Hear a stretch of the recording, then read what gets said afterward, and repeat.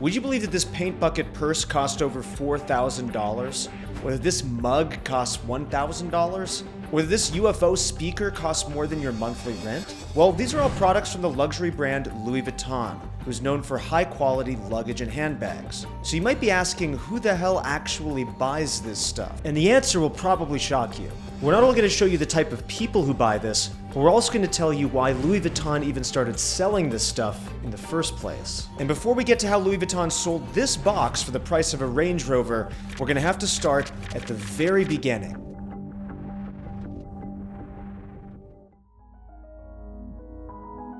It all starts with a man named Louis Vuitton. Many biographies suggest that Louis was actually a homeless teenager, and while that may be true, he actually had the great fortune of being an apprentice to a man named Monsieur Maréchal, one of the premier luggage makers at the time. Under his guidance, Louis would learn to create high-quality trunks that were used for travel. Train travel was becoming increasingly more popular in France, and as people traveled more and more, they sought out ways to easily transport luggage. There was one problem, though. It was still hard to stack luggage, especially when you're wealthy and are traveling with a lot of belongings. Louis created a solution to this problem with the flat-top luggage trunk, the very first product under the Louis Vuitton name. This trunk was so popular amongst the wealthy that it had caught the eye of the Empress of France, which helped establish Louis Vuitton as a luxury brand. But they didn't start selling the types of luxury goods you'd imagine today. Instead, they focused solely on one thing: making high-quality, stackable luggage. So how did Louis Vuitton go from selling luggage to this $80,000 ping pong table you see on their website? The answer to this question begins with mass production.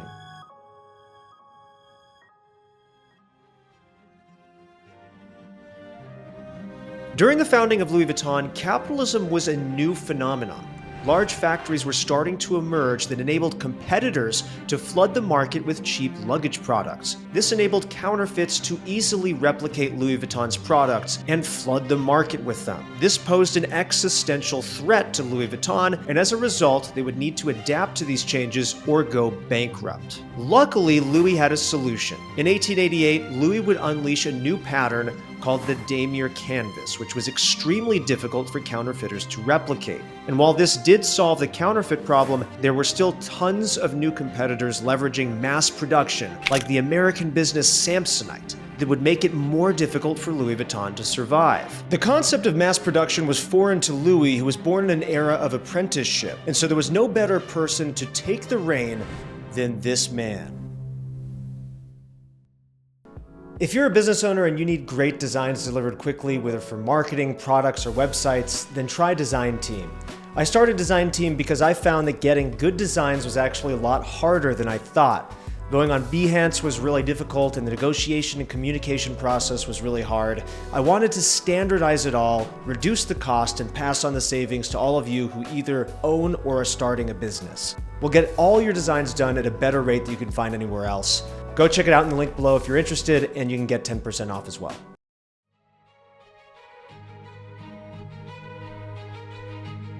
This new man was none other than Louis' son, George. George was credited with a number of accomplishments, including the iconic monogram canvas and the simplified logo of the LNV that we know today, but his most significant contribution was bringing Louis Vuitton global. His first act would be traveling to the US to debut his products at the Chicago World Fair to put Louis Vuitton on the map of American consumers. While traveling from France to the US would seem easy to do now, at the time traveling that distance was extremely difficult, which showed his determination to adapt to the new times. But just bringing the company global didn't necessarily indicate success. The prevailing business strategy at the time was to offer lower cost products thanks to mass production. Most businesses were lowering prices, yet Louis Vuitton actually raised them. But why? Entrepreneurs like Henry Ford were building an empire off mass production. Wouldn't it seem obvious to take advantage of lower costs? Well, the answer becomes clearer as we begin to understand what Louis Vuitton actually sells. While under his father's leadership, the company primarily focused on luggage to the wealthy. But with George, he was actually the first to sell lifestyle to the wealthy. Instead of discounting products, he'd shower customers with VIP products like the mini trunk that were hand-delivered to the clientele's homes, along with a fresh bouquet of flowers. He would also create a luxury travel handbook called Le Voyage, that included travel guides to major metropolitan cities. This was the first instance where Louis Vuitton would start selling a lifestyle instead of selling a product. In a market where companies were producing practically the same luggage for a significantly lower cost, Louis Vuitton would have to differentiate itself somehow. Of course, this wouldn't be the complete answer to our question of how Louis Vuitton could venture so far out of the luggage business that today they sell this $100,000 cocoon chair or this $40,000 swing, but it marks an important step in the saga that under George, while they did sell luggage, they began to sell more to what wealthy customers wanted, and at that time, they wanted VIP treatment. George's strategy would prove extremely effective for over 30 years until he passed on the torch to none other than his son, Gaston, who would usher in a new era for Louis Vuitton. This era would transform Louis Vuitton outside of the luggage business altogether and bring it into the era of pop culture.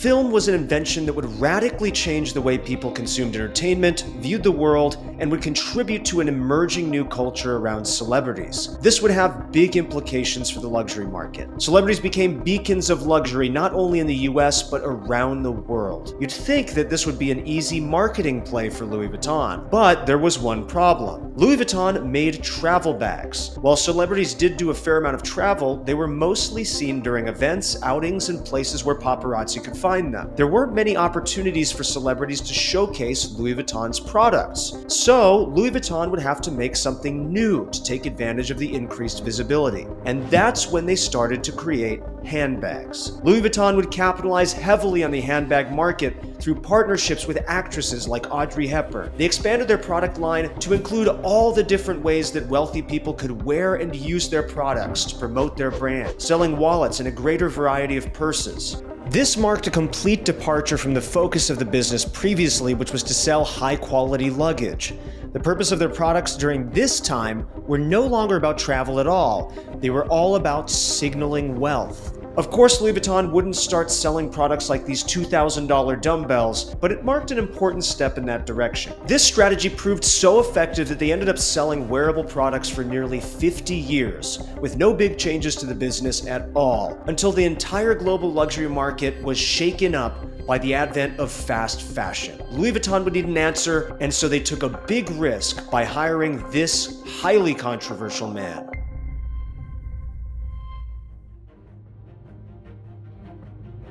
This man's name is Marc Jacobs. He was an avant-garde fashion designer from New York that specialized in an eccentric design style called grunge, which was a thrift store aesthetic of middle-class Americans particularly found in the Northwest. Nobody thought an edgy fashion designer from New York would lead a French luxury company, but in 1997, Louis Vuitton hired him as their creative director. His new designs were a radical departure from the conservative elegance that defined Louis Vuitton before. One of his first changes was to strike out the name Louis Vuitton from the logo, and in 2001 he created a graffiti Louis Vuitton bag that added a ton of color to his designs. He incorporated 90s fashion trends like ripped jeans and streetwear that challenged what many people thought of as luxury. The wealthy during this time started to embrace a term called anti-fashion, and so you'd see clothes like this, and you'd see celebrities wearing things like this. And Marc Jacobs was the person who brought these changes to Louis Vuitton. But while the change in design aesthetic under Marc Jacobs can help us understand the new wild styles that Louis Vuitton has, it doesn't answer our question how they started to sell extremely random products. For that, we need to understand this man, the current CEO and one of the richest men in the world. A man whose nickname was the Terminator for his ruthlessness, and the man who would be responsible for making Louis Vuitton the company it is today, Bernard Arnault.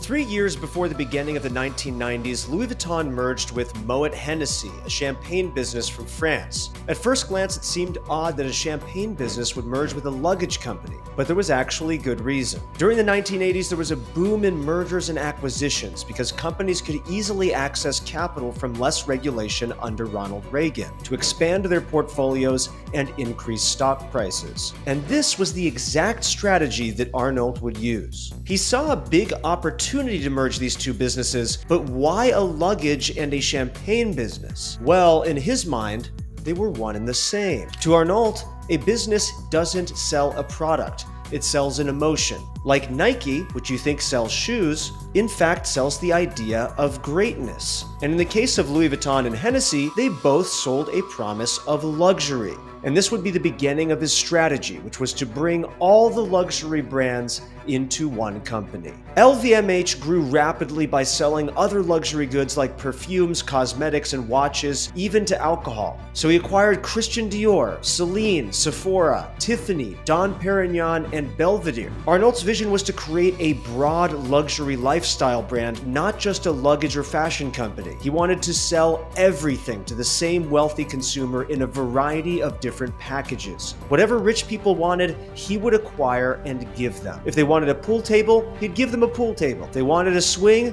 he'd give them a swing. He sold a complete luxury experience. And this wasn't just a Louis Vuitton trend. Selling outside of the core product was what every luxury business started to do. Ralph Lauren would make beds, Gucci would make dog food bowls, Dolce & Gabbana would make toasters. And wealthy people didn't mind paying more money. They just wanted to buy the brand.